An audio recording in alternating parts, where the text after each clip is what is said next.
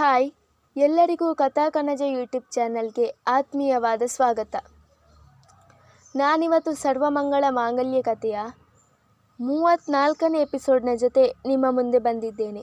ಈ ಕಥೆ ನಿಮಗೆ ಇಷ್ಟವಾಗಿದ್ದಲ್ಲಿ ಅಥವಾ ನೀವಿನ್ನೂ ಹೊಸದಾಗಿ ನಮ್ಮ ಚಾನಲ್ನ ನೋಡ್ತಾ ಇದ್ದಲ್ಲಿ ದಯವಿಟ್ಟು ನಮ್ಮ ಚಾನಲ್ನ ಸಬ್ಸ್ಕ್ರೈಬ್ ಮಾಡಿ. ಹಾಗೆ ಕಥೆಯ ಬಗ್ಗೆ ನಿಮ್ಮ ಅನಿಸಿಕೆಗಳನ್ನು ತಪ್ಪದೆ ಕಮೆಂಟ್ ಸೆಕ್ಷನ್ನಲ್ಲಿ ತಿಳಿಸಿ. ಗಂಟೆ 9 ಆದಾಗ ಮನೆಯ ಕಡೆಗಂಟೆಯ ಸದ್ದಾಗಿತ್ತು.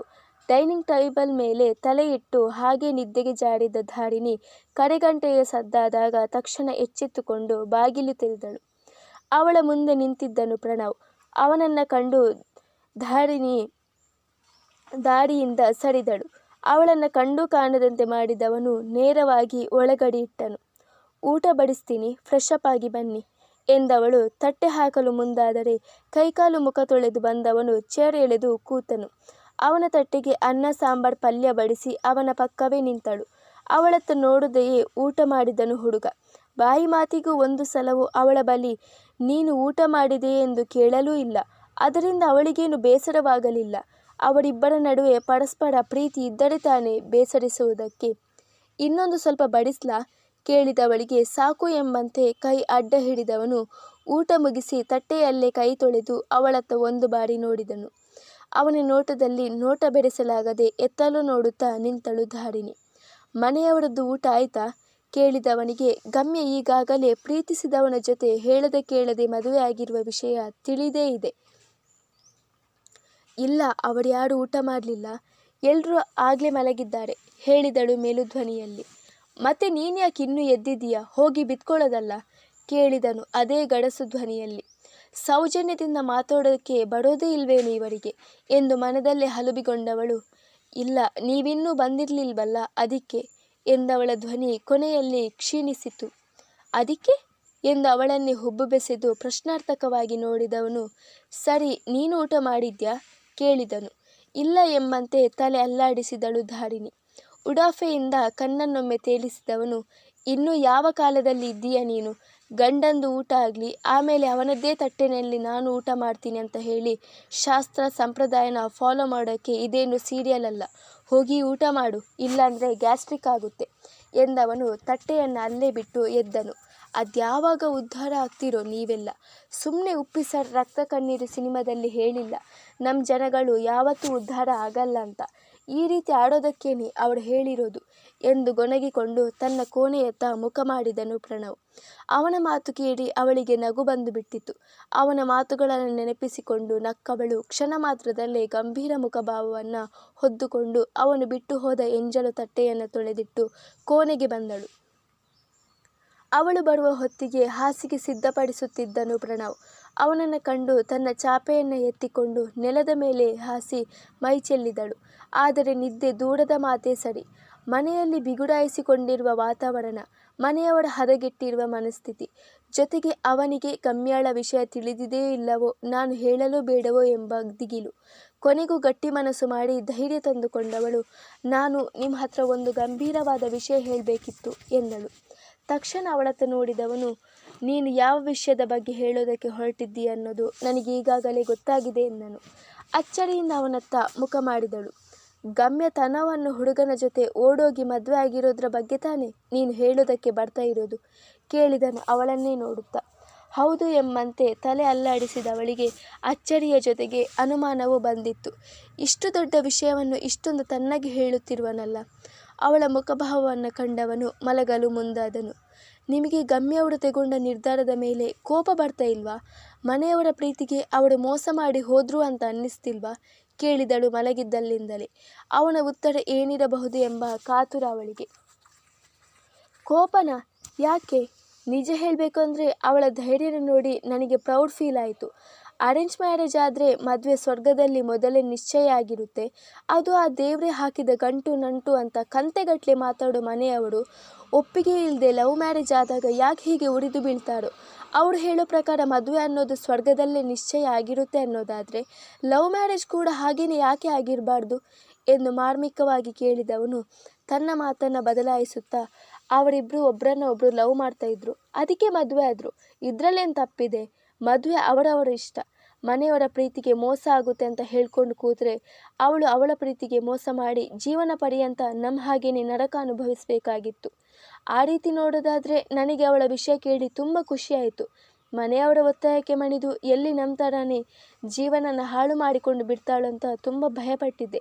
But now I am happy ಎಂದನು. ಅವನ ಉತ್ತರ ಕಂಡು ಪೆಚ್ಚಾದಳು ಧಾರಿಣಿ. ಪ್ರತಿಯೊಬ್ಬರಿಗೂ ಇವನಂತೆಯೇ ಆಲೋಚಿಸುವ ತಮ್ಮನಿದ್ರೆ ಅವರ ಅಕ್ಕನನ್ನು ಲವ್ ಮಾಡು ಹುಡುಗರ ಅದೃಷ್ಟ ಎಂದು ಮನದಲ್ಲೇ ಸ್ವಗತ ನುಡಿದುಕೊಂಡಳು ಧಾರಿಣಿ. ಅವಳಿಂದ ಯಾವ ಪ್ರತಿಕ್ರಿಯೆಯೂ ಬಾರದೇ ಇದ್ದಾಗ ಮಾತಿಗೆ ಪೂರ್ಣ ವಿರಾಮ ಹಾಕಿದವನು ಲೈಟ್ ಆಫ್ ಮಾಡಿದನು. ಕೋಪಗೊಂಡ ಗಮ್ಯ ತನವನನ್ನು ಅರಸುತ್ತಾ ಅವನ ಮನೆ ಮುಂದೆ ಬಂದು ಬಿಟ್ಟಿದ್ದಳು. ಆದರೆ ಅವಳನ್ನು ಕಂಡೂ ಕಾಣದಂತೆ ಮಾಡಿದವನು ರಪ್ಪೆಂದು ಬಾಗಿಲು ಮುಚ್ಚಿದ್ದನು. ಆದರೂ ಧೃತಿಗೆಡಲಿಲ್ಲ ಅವಳು. ಅಳುತ್ತಾ ಕೂರಲಿಲ್ಲ ಅವಳು. ಅವನ ಚಪ್ಪಲಿ ಬಿಟ್ಟಿದ್ದ ಜಾಗದಲ್ಲಿ ಬಂದು ಮುದುಡಿ ಕೂತಳು. ಹಠಮಾರಿ ಹೆಣ್ಣವಳು ಅಷ್ಟು ಬೇಗ ಸೋಲುವಳೆ? ಹೊರಗಡೆಯಿಂದ ತನ್ನನೆ ಕುಳಿರ್ಗಾಳಿ ಬೀಸುತ್ತಿತ್ತು. ಚಳಿಗೆ ಮೈಪೂರ ನಡುಗುತ್ತಿತ್ತು. ಸುಖದ ಸುಪ್ಪತ್ತಿಗೆಯಲ್ಲಿ ಮನೆಯವರ ಮುದ್ದಿನಲ್ಲಿ ಬೆಳೆದ ಹುಡುಗಿ ಇಂದು ಅವನಿಗೊಬ್ಬನಿಗಾಗಿ ಬೀದಿಯಲ್ಲಿ ಕೂರಲು ಕೂಡ ಸಿದ್ಧಳಾಗಿದ್ದಾಳೆ. ಅವಳಿಗೆ ಅವನ ಮುಂದೆ ಬೇರೆಲ್ಲವೋ ಗೌಣ. ಪ್ರೀತಿ ಕುರುಡು ಅನ್ನುವುದು ಇದೇ ಕಾರಣಕ್ಕೆ ಇರಬೇಕೇನು? ಚಳಿ ಜೋರಾಗುತ್ತಿದ್ದ ಹಾಗೆ ಅವಳು ಇನ್ನಷ್ಟು ಜೋರಾಗಿ ನಡುಗಲು ಆರಂಭಿಸಿದಳು. ಒಂದು ಬಾರಿ ಅವಳಿಗೆ ತನ್ನ ಪರಿಸ್ಥಿತಿಯನ್ನು ಕಂಡು ಅಳು ಉಕ್ಕಿ ಬಂದಿತು. ಆದರೂ ತಡೆದುಕೊಂಡವಳು ಉಟ್ಟಿದ್ದ ಸೀರೆಯನ್ನು ಮೈಪೂರ್ತಿ ಹೊದ್ದು ಅಲ್ಲೇ ಕಲ್ಲು ಬಂಡೆಯಂತೆ ಕೂತು ಬಿಟ್ಟಳು. ಕದ ಮುಚ್ಚಿ ಒಳಗಡೆ ತಲೆಯ ಮೇಲೆ ಕೈ ಹೊತ್ತು ಕೂತವನಿಗೂ ನಿದ್ದೆ ಇಲ್ಲ. ಅವಳಲ್ಲಿ ಚಳಿಯಿಂದ ನಡುಗುತ್ತಿದ್ದರೆ ಇವನಿಲ್ಲಿ ಬೆಂಕಿಯ ಬೇಗೆಯಲ್ಲಿ ಬೇಯುತ್ತಿದ್ದ. ಅವಳನ್ನು ಕೊಂದು ಹಾಕಿ ಬಿಡಬೇಕು ಅನ್ನುವಷ್ಟು ರೋಷ ಇದ್ದರೂ ಅವಳು ಹೊರಗಡೆ ಕೂತು ಚಳಿಯಿಂದ ಕಷ್ಟಪಡುತ್ತಿರುವುದನ್ನು ಕಂಡಾಗ ಅವನ ಹೃದಯ ಚುಳುಕೆಂದಿತು. ಅದೆಷ್ಟೇ ಹೊತ್ತಾದರೂ ಅವಳು ಕದಲದೇ ಇದ್ದಾಗ ತಾನೇ ಎದ್ದು ಕಿಟಕಿಯ ಬಳಿ ಬಂದವನು, ಇನ್ನೂ ಇಲ್ಲೇ ಯಾಕೆ ಕೂತಿದೀಯಾ? ನೀನು ಸಾಯ್ತಾ ನನ್ನನ್ನು ಯಾಕೆ ಸಾಯಿಸ್ತಾ ಇದ್ದೀಯಾ? ಈಗಾಗಲೇ ನನ್ನ ಜೀವನನ ಸರ್ವನಾಶ ಮಾಡಿ ಆಗಿದೆ. ಇನ್ನೂ ಅದೇನು ಕಿತ್ಕೋಬೇಕು ಅಂತ ಇದ್ದೀಯಾ? ದಯವಿಟ್ಟು ಇಲ್ಲಿಂದ ಹೊರಟೋಗು ಗಮ್ಯ. ಅಕ್ಕಪಕ್ಕದವರು ನೋಡಿದರೆ ಸುಮ್ಮನೆ ರಾಮಾಯಣ ಎಂದನು ಬೇಡಿಕೊಳ್ಳುವ ಧ್ವನಿಯಲ್ಲಿ. ತವರು ಮನೆಗೆ ಹೋದರೆ ಅವಳು ಒಳಗಡೆ ಬಿಡ್ತಾ ಇಲ್ಲ. ಗಂಡನ ಮನೆಗೆ ಬಂದರೆ ಗಂಡ ಮನೆಗೆ ಒಳಗಡೆ ಬಿಟ್ಕೊಳ್ತಾ ಇಲ್ಲ. ಇನ್ನು ಒಂಟಿ ಹೆಣ್ಣು ನಾನು. ಈ ನಡುರಾತ್ರಿನಲ್ಲಿ ಎಲ್ಲಿಗೆ ಹೋಗಿ ಸಾಯಲಿ? ಎಲ್ಲರೂ ನನ್ನ ಕೈ ಬಿಟ್ಟರೆ ನಾನು ತಾನೇ ಏನು ಮಾಡಲಿ ಎಂದು ಅಸಹನೆಯಿಂದ ಕೇಳಿದಳು. ಇದನ್ನು ಈಗಲ್ಲ, ನನ್ನ ಕೈಯಿಂದ ತಾಳಿ ಕಟ್ಟಿಸಿಕೊಳ್ಳೋದಕ್ಕಿಂತ ಮುಂಚೆ ನೀನು ಯೋಚನೆ ಮಾಡಬೇಕಿತ್ತು. ಈ ಬುದ್ಧಿ ಆಗಲೇ ಇಡ್ತಾ ಇದ್ದಿದ್ರೆ ಇಂಥ ಪರಿಸ್ಥಿತಿ ಬರ್ತಾ ಇರಲಿಲ್ಲ. ನಿನ್ನ ಹಣೆ ಬರಹ, ನಾನೇನು ಮಾಡೋಕ್ಕೆ ಆಗುತ್ತೆ? ತಾಳಿ ಕಟ್ಟು ಅಂದೆ, ಕಟ್ತೆ. ಇನ್ನು ನಿಂದಾಡಿ ನಿಂಗೆ, ನಂದಾಡಿ ನನಗೆ. ಹೊರಟೋಗಿಲ್ಲಿಂದ ಎಂದನು ಕೋಪದಿಂದ. ಇಲ್ಲ, ನಾನು ಎಲ್ಗೂ ಹೋಗಲ್ಲ. ಇದು ನನ್ನ ಗಂಡನ ಮನೆ, ಅಂದರೆ ನನ್ನ ಮನೆ. ನೀನು ಜಪ್ಪಾಯಿ ಅಂದರೂ ಇಲ್ಲಿಂದ ನಾನು ಮಾತ್ರ ಕದಲಲ್ಲ ಎಂದು ಅಲ್ಲೇ ಪಟ್ಟಾಗಿ ಕೂತು ಬಿಟ್ಟಳು ಹುಡುಗಿ. ಅತಿಯಾಯಿತು ಗಮ್ಯ ನಿಂದು. ಸುಮ್ಮನೆ ಸೀನ್ ಕ್ರಿಯೇಟ್ ಮಾಡಬೇಡ. ಇದು ಕಾಲೋನಿ. ಒಂದು ಸಣ್ಣ ಸೂಜಿ ಬಿದ್ದರೂ ಅಕ್ಕಪಕ್ಕದ ಮನೆಯವರು ಏನೋ ಆಗೋಯ್ತು ಅನ್ನೋ ಥರ ಬಾಯಿ ಬಡ್ಕೋತಾರೆ. ಅಂಥದ್ರಲ್ಲಿ ನೀನು ಹೀಗೆ ಇಡೀ ದಿನ ಇಲ್ಲೇ ಇದ್ದರೆ ನೋಡಿದವರು ಏನಂತ ಅಂದ್ಕೊಳ್ಳಲ್ಲ. ಸುಮ್ಮನೆ ಹೊರಟೋಗಿಲ್ಲಿಂದ. ಯಾರಾದರೂ ನೋಡಿದರೆ ಕಷ್ಟ ಎಂದನು ಅತ್ತಿತ್ತ ಕಣ್ಣು ಹಾಯಿಸುತ್ತಾ. ಅವನ ಮಾತು ಕೇಳಿ ಅವಳ ತಲೆಯಲ್ಲಿ ಅದು ಯಾವ ಬಲ್ಬ್ ಹೊತ್ತಿ ಉಳಿದಿತ್ತು. ತಕ್ಷಣ ಎದ್ದು ಕಿಟಕಿಯ ಬಳಿ ಬಂದವಳು, ನೋಡಲಿ ಬಿಡು, ಅವಳಿಗೂ ಗೊತ್ತಾಗಲಿ ಕಟ್ಕೊಂಡ ಹೆಂಡ್ತಿನ ಹೇಗೆ ಚಳಿಗೆ ಹೊರಗಡೆ ಹಾಕಿದ್ದಾನೆ ಅಂತ.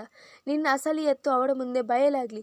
ಆಗಿದ್ದು ಆಗಲಿ, ಅವಳೇ ನನಗೆ ನ್ಯಾಯ ಕೊಡಿಸಲಿ ಎಂದು ನಾಟಕೀಯವಾಗಿ ನುಡಿದವಳು, ನೋಡುತ್ತನವ್, ನೀನೇನಾದರೂ ನನ್ನನ್ನು ಮನೆ ಒಳಗೆ ಸೇರಿಸಿಕೊಳ್ಳದೆ ಹೋದರೆ, ಈ ಚಳಿನಲ್ಲಿ ನಾನೇನಾದರೂ ಮರಗಟ್ಟಿ ಹೆಚ್ಚು ಕಡಿಮೆ ಆದರೆ ಆಮೇಲೆ ನಿನ್ನನ್ನು ಹುಡುಕಿಕೊಂಡು ಮಹಿಳಾ ರಕ್ಷಣಾ ವೇದಿಕೆಯವರು ಅವರು ಇವರು ಅಂತ ಬಂದು ಇದ್ದ ಬದ್ದ ಎಲ್ಲ ಕೇಸ್ನ ನಿನ್ನ ಮೇಲೆ ಹಾಕಿದರೆ ಆಮೇಲೆ ನಿನ್ನ ಗತಿ ಏನು? ಹೆಂಡತಿ ಮೇಲೆ ದೌರ್ಜನ್ಯ ಅನ್ನೋ ಹೆಡ್ಲೈನ್ ಕೊಟ್ಟು ನಿನ್ನನ್ನು ಲಾಕಪ್ಗೆ ಹಾಕಿದರೆ, ಅದು ಅಲ್ಲದೆ ಕಾನೂನು ಬೇರೆ ನಮ್ಮ ಪಾಡನೇ ಇದೆ. ಏನಿಲ್ಲ ಅಂದರೂ ಒಂದು 12 ವರ್ಷ ಮುದ್ದೆ ಮುರಿಯೋದೊಂದು 20 ಲಕ್ಷ ಫೈನ್ ಕಟ್ಟೋ ಶಿಕ್ಷೆ ಆಗಬಹುದೇನು ಅಲ್ವಾ? ಯೋಚನೆ ಮಾಡು. ಮನೆ ಒಳಗಡೆ ಬಿಟ್ಕೋತೀಯೋ ಇಲ್ಲ ನೀನೇ ಮನೆ ಬಿಟ್ಟು ಮಾವನ ಮನೆಗೆ ಹೋಗ್ತೀಯೋ ಅಂತ ಎಂದಳು ಸೆರಗಿನ ತುದಿಯಿಂದ ನಗುವನ್ನು ತಡೆ ಹಿಡಿಯುತ್ತಾ. ಅವಳ ಮಾತು ಕೇಳಿ ಅವಕ್ಕಾದರೂ ತನವ್. ಒಂದು ಬಾರಿ ತಾನು ಜೈಲಿನಲ್ಲಿ ಮುದ್ದೆ ಮುರಿಯುವ ದೃಶ್ಯ ಕಣ್ಣ ಮುಂದೆ ಹಾದು ಹೋದಾಗ ಗಂಟಲು ಒಣಗಿತು. ತನ್ನ ಪರಿಸ್ಥಿತಿಯನ್ನು ಹಳಿದುಕೊಂಡವನು ಹಣೆ ಚಚ್ಚಿಕೊಳ್ಳುತ್ತಾ ಕೋಪದಿಂದ ಧಡಾರನೆ ಬಾಗಿಲು ತೆರೆದವನು, ಎಲ್ಲ ನನ್ನ ಕರ್ಮ, ಬಂದು ಸಾಯಿ ಎಂದನು. ತುಟಿಯಂಚಲ್ಲಿ ನಕ್ಕ ಹುಡುಗಿ, ಆರತಿ ಬೆಳಗ್ಗೆ ಒಳಗೆ ಕರ್ಕೊಳ್ಳೋದಿಲ್ವ ಮಾಮ ಕೇಳಿದಳು ನುಲಿಯುತ್ತಾ. ಅಸಹನೆಯಿಂದ ಹಲ್ಕಡಿದವನು, ಮಾಮ ಧೂಮ ಅಂದರೆ ನೀನು ತಿಥಿ ಮಾಡಿಬಿಡ್ತೀನಿ ಅಷ್ಟೇ. ಇವಾಗ ಸುಮ್ಮನೆ ಬಾಯಿ ಮುಚ್ಕೊಂಡು ಬಾರೆ, ಮಾಡಿರೋ ಗನಂದಾರಿ ಕೆಲಸಕ್ಕೆ ಆರತಿ ಬೇರೆ ಕೇಡು ಎಂದು ಗೊಣಗಿಕೊಂಡನು. ಅಯ್ಯೋ ಅದಕ್ಯಾಕೆ ಹಾಕಿ ಕಿರುಚಿ ಸಾಯ್ತೀಯ ಎಂದವಳು ಬಲಗಾಲಿಟ್ಟು ಅವನನ್ನು ತಳ್ಳಿಕೊಂಡೇ ಒಳ ಹೋದರೆ, ಹಣೆ ಚುಚ್ಚಿಕೊಂಡವನು ಭದ್ರವಾಗಿ ಬಾಗಿಲು ಮುಚ್ಚಿ ಮಲಗಲು ಹಾಸಿಗೆಯತ್ತ ಬಂದರೆ ಅವನ ಹಿಂದೆಯೇ ಬಂದವಳು ತಾನೂ ಕೂಡ ಮಲಗಲು ಮುಂದಾದಳು. ತಕ್ಷಣ ಅವಳನ್ನು ತಳ್ಳಿದವನು ಏಳೆ ಮೇಲೆ ಎಂದನು. ನನಗೆ ನಿದ್ದೆ ಬರ್ತಿದೆ, ನಾನು ಮಲಗಬೇಕು ಎಂದವಳು ಮಲಗಲು ಮುಂದಾದರೆ, ನಿದ್ದೆ ಬಂದರೆ ಮನೇಲಿ ಇಷ್ಟೊಂದು ವಿಶಾಲವಾದ ಜಾಗ ಇದೆ, ಎಲ್ಲಾದರೂ ಹೋಗಿ ಬಿದ್ಕೋ, ಇದು ನನ್ನ ಮಂಚ ಎಂದವನು ಅವಳನ್ನು ಕೆಕ್ಕಡಿಸಿ ನೋಡಿ ಕೈಕಟ್ಟಿ ಮಲಗಿದರೆ ಅವನನ್ನು ಕಂಡು ನಸುನಕ್ಕವಳು ಒಂದು ಮೂಲೆ ಹಿಡಿದು ಮಲಗಿದಳು. ಅವಳನ್ನು ಓಡೆ ಕಣ್ಣಿನಿಂದ ನೋಡಿದವನು, ಮನೆ ಒಳಗಡೆ ಬಿಟ್ಕೊಂಡೆ ಅಂತ ತುಂಬ ಖುಷಿ ಪಡಬೇಡ, ನಿನ್ನನ್ನು ಮನೆ ಒಳಗಡೆ ಮಾತ್ರ ಬಿಟ್ಕೊಂಡಿದ್ದೀನಿ, ಆದರೆ ಮನಸ್ಸಿನ ಒಳಗೆ ಅಲ್ಲ ಎಂದನು. ಅವನ ಮಾತು ಕೇಳಿ ನಗು ಬಂದು ಬಿಟ್ಟಿತ್ತವಳಿಗೆ. ಮನೆ ಒಳಗೇನೆ ಬಿಟ್ಕೊಂಡಿದ್ದೀಯಂತೆ, ಇನ್ನು ಮನಸ್ಸಿನ ಒಳಗಡೆ ಬಿಟ್ಕೊಳ್ಳಲ್ವಾ? ನಾನು ನೋಡ್ತೀನಿ ಅದೆಷ್ಟು ದಿನ ಈ ಬ್ರಹ್ಮಚಾರಿ ವ್ರತ ಮಾಡ್ತೀಯಂತ ಎಂದು ಮನದಲ್ಲಿ ಹೇಳಿಕೊಂಡು ಕಣ್ಮುಚ್ಚಿದಳು. ಮುಂದುವರಿಯುವುದು.